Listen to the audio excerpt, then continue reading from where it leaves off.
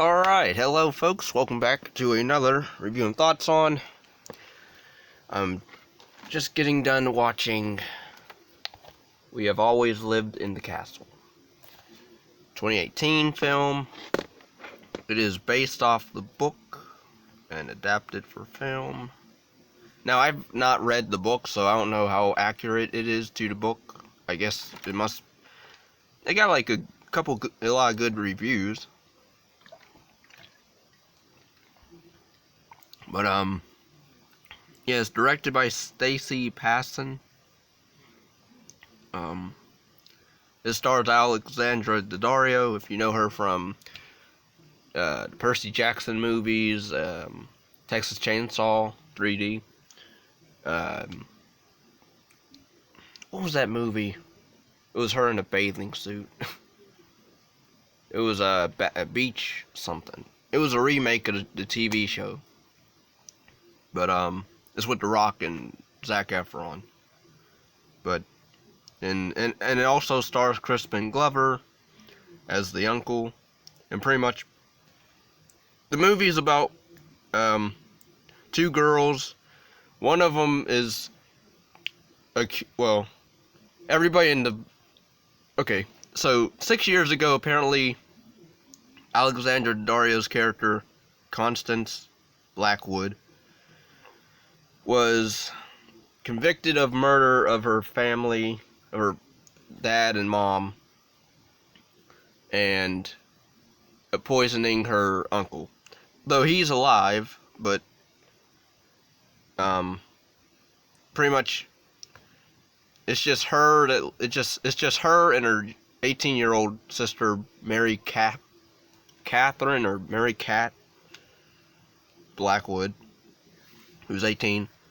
They live in the castle in the mansion, castle, whatever, along with their uncle who's in a wheelchair, and I don't know what to call what he suffers from, because we don't see like flashbacks with what, it's like he goes back and forth in his mind, like he's talking to like it's like he's living in the past, in and out. Like he's in the present, but then he'll go back into... His mind will set him back in the past. So then he'll address people, or he'll talk to, like, the cousin Charles as, like, his brother John.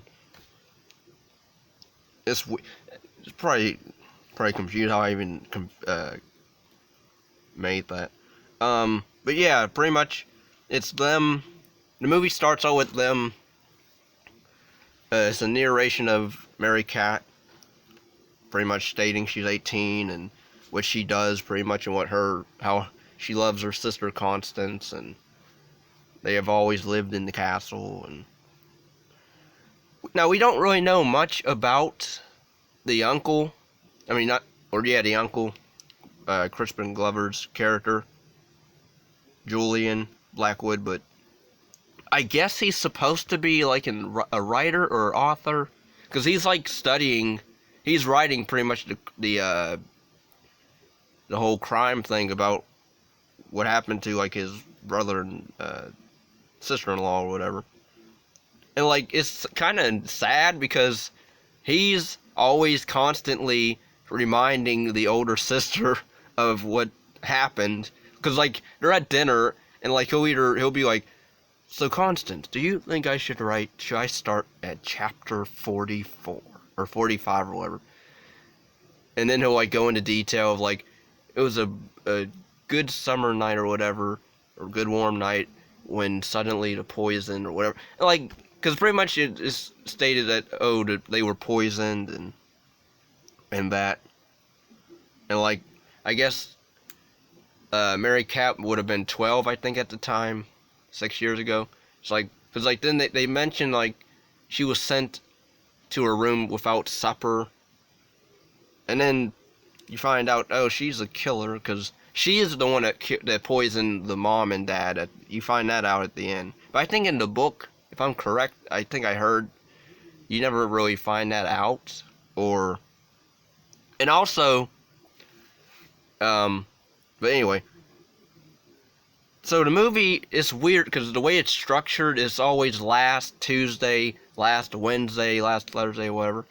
So that's kind of this girl,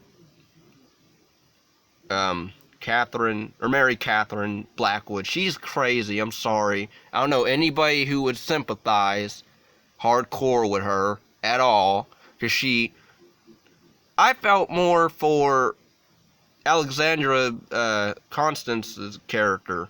I felt bad more for her because she can't even go into town because they live outside of town, so they have to walk. They have to go to town, and pretty much Mary Catherine's the only one that goes into town for her because everybody, pretty much Sean's,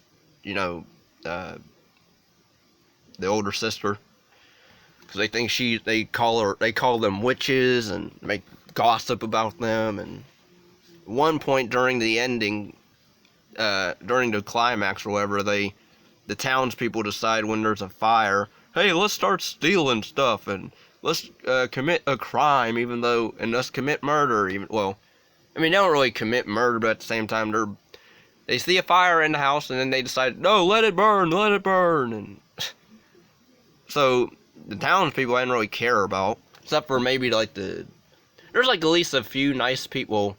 I would say just 2 nice people, or not 2. There's 3 nice people. 1 in the town, and then 2 it's out of town that comes to visit the girls every once in a while. I guess they were friends of the family. They're trying to get Constance to move out of that town and out of that house, because all they do is stay in that freaking house. They can go into town, but at the same time they can't, because they'll get looked at weird and get called names. And I guess Mary Catherine must be like a witch, or she must be into witchcraft, because she buries multiple stuff throughout this movie. Like, she'll bury watches, gold watches, silver coins she literally will go in the back of the garden or whatever, the house, and start burying and writing down stuff, and I don't get it. And then when the cousin, I guess distant cousin maybe, or his name's Charles, he comes in later on. I think in the book he's supposed to be like a sleazebag. He's supposed to be like the bad guy, pretty much. Like, he's just there for the money. I didn't get that vibe when I first saw this movie, because I watched this before, and then I watched it for the review. Now, I guess he's supposed to be a bad guy, but at the same time, I didn't see him as that in the movie. So they did that wrong. Or maybe they changed it. Because,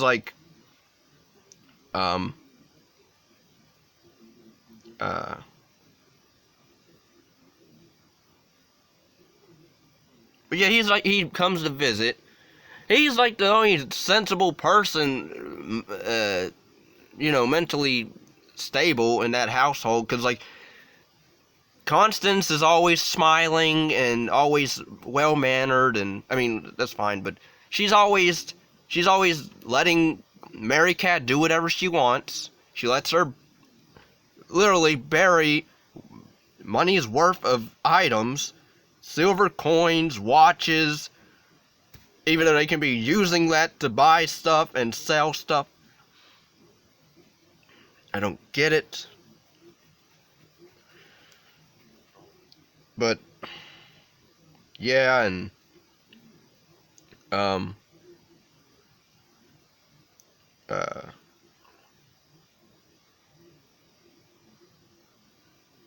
then the uncle, or not uncle, the cousin, Charles comes in, and he's trying to make, he seems like he's like a big city guy, pretty much. You get the gist that he's traveled around the world, and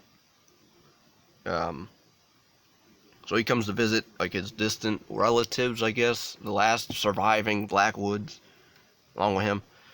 And I didn't find him as a bad guy, really.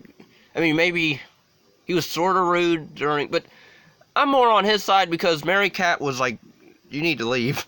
Like, from the get-go, as soon as she saw him, she wanted him out of the house. For what? There was no reason to, like, drive him away. I didn't understand that at all. And he tries to help out throughout the house. He tries to fix stuff.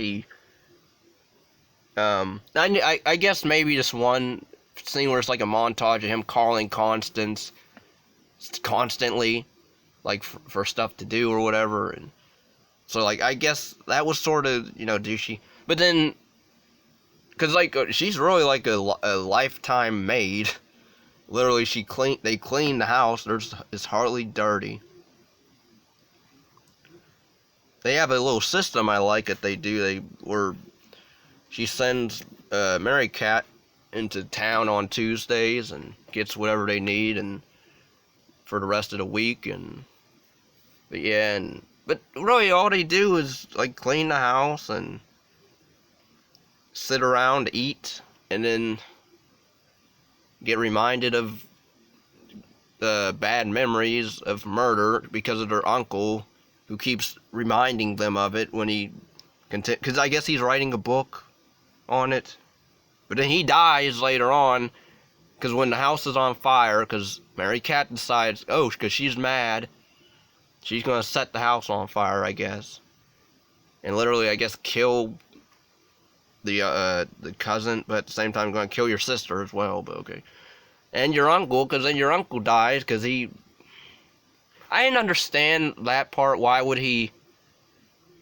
Because there's a vent in his room, and smoke's coming through, and he decides to lock himself in his room and look at pictures of his brother and wife and whatever. I'm like, why are you doing that? You know there's a fire going on, and you're just gonna... So I didn't understand that. But yeah, pretty much the movie drags out with Merricat trying to get the cousin Charles out of the house. Okay, I know this one scene. It's not really funny because, again, maybe this must be a real thing where people, flash in and out of mentally. But Crispin Glover's character, Julian, Uncle Julian, when Charles is trying to question Merricat for ruining his bed with vines and plants and whatever, and water all over it. Constance, literally, when Merricat's like, can I have my supper, breakfast or whatever? And she's like, of course. And then Charles is correcting Constance of not obey or reward Merricat all the time, because she needs to stop that. I felt more for Constance more than I did for Merricat, even though it seems like we're supposed to care for both of them. I cared more for Constance, and it's not because Alexandra is hot, but more because she's brainwashed by her 18-year-old sister, even though she acts like she's a child. Because at one point she's like, because Charles is like, aren't you going to ground her or punish her for what she did to my bed? And punish me, and then she runs out. And at one point, I think in the first scene when we first meet Charles, she decides to run out and sleep outside all day and all night till the next day. I'm like, wow, this girl got issues.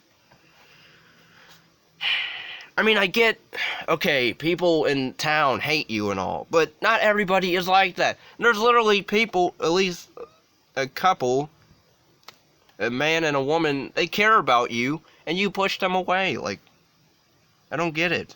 And even Constance at one point, when it looks like she's about to break mentally, because, like, she, at one point, is like, you need to, I need to,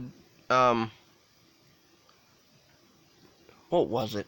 She's pretty much like saying how we need to get out of here, and I shouldn't, or Uncle Julian should be in a hospital, which is true because he's always, in and out of mentally, and shouldn't be cooped up in the house all the time. Need to get out into the world and do stuff. And Merricat should have a boyfriend or whatever, start dating or something. But this girl, Merricat, does not want any of that. She wants it all the same. She wants to stay in the castle. And then now I didn't understand the whole parents' backstory. We don't know really much about the mom, except she dies. And the dad, during the end, at the very end, when Constance, she mentions after everything's revealed that Merricat, she admits to poisoning everyone. Constance mentions how the father was very wicked to her. Now, and then also people in town are like, he was a tyrant, and he was a rich guy, and so he must have been powerful. And at one point, also, one of the town's teen guys, I guess, tried to date Constance at one point, and Merricat told their father, and the father was very powerful, so I guess he made that not happen. But yeah, we don't, so it's sort of juggled. So was the dad, so I guess the dad must have been evil towards, so he must have been like a really evil guy if he was mean or wicked to Constance, but not to Merricat, which, and then she doesn't really go into detail of what she means by wicked, but I guess the audience is supposed to interpret in our minds what she means by that, whatever wicked means. But yeah, pretty much the movie, it ends with townspeople coming in, and after Merricat sets the house on fire, and Uncle Charles has enough of her mess, tries to get her upstairs, and then he smells the smoke, he goes to get help, and then the townspeople come up in there, and they're like, let it burn, and then stuff happens where they're starting to steal furniture, and rip the curtains down, and just wreck the house. And then I didn't understand this part. And then Merricat and Constance decide to hide in the house, even though it's burning down in one section of the house. They decide to, Merricat's like hugging or holding Constance. I'm like, you're going to die literally in the house. You know that. But then they decide, we need to go. And then when they go outside, of course, they get attacked by the townspeople. I don't know what they were going to do, really, to Constance, because it looked like all they were doing is just sort of yanking off parts of her clothing or dress. And then that's when the older couple comes in and helps them. And then the two girls retreat into the woods. And then at the morning, they go back to the house, try to fix up whatever's what they can, even though the house is pretty much burnt. Like, only downstairs is walkable. The steps are broken and burnt. Really no upstairs anymore. And then pretty much people, I guess, we're sorry for what we did, because pretty much what happens if people start leaving them stuff and they feel guilty for what they did to them and calling them names and all that. So they leave them food and pie and whatever else. So it's like, so they don't even have to go out into the town to get food. The people just bring it to their house, even though they think they're probably dead or ghosts or something.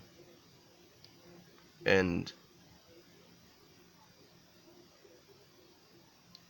so now I'm looking on Wikipedia.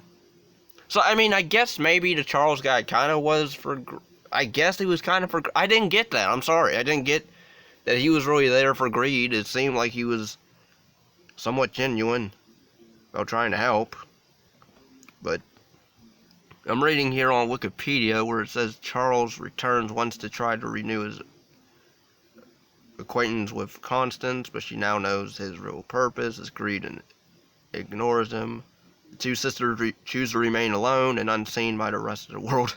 So yeah, they're gonna just live in that castle for the rest of their lives alone, and be stuck in like whatever mindset that Merricat wants her to be set in. Yeah, the Charles guy like comes back and he's like because like Constance falls on the ground because he kicks in the door trying to get to her. Not to hurt her, really, to just like let her know he's there and not trying to hurt her. But then she's struggling with him, and then it didn't look to me like he was trying to do anything to her. But pretty much, Merricat grabs like those snowball things and hits him over the head with it, and then does it again just to make sure he's dead. And then it ends with, again, the townspeople, montage of townspeople leaving them food. And some kids taunting them. And then Merricat opens the door and just stands there and then run off. And then she makes a joke of, I bet she can cook, I wonder what it would be like to cook a child or something, or eat a child or something.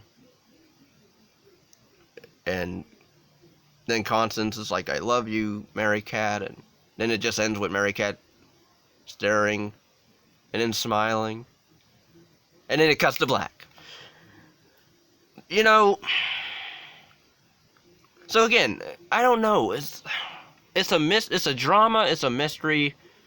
Oh, and there's also a scene where, I guess this is supposed to be in her, yeah, it's either a hallucination, or all in her mind, well, I guess it's the same thing, in her mind, where Merricat sees her parents outside in the garden, talking to her, and like saying her favorite daughter can never be punished, or something like that. She always must get what she wants. I'm sorry, I think that's bull, that she gets away with murder. Because pretty much her older sister takes the fall for her, which is bull. Felt more bad for her. I don't know what else to say about this, really. Like, it's not a horror movie, because if anything, it was like a slice of life a little bit movie. Yeah, I mean, it's a okay movie. It's shot well. It's a decent plot. If you haven't read the book, I guess I would say watch this instead of read the book after. Because I'm one of those people, I don't really care what the book says. I'm watching the movie regardless if I like the movie or not, or the book. But yeah, overall, it's an okay movie, you know. Yeah. Till next time, peace, love. If anybody wants to request anything, my PayPal is down below, or Patreon. Yeah. Overall,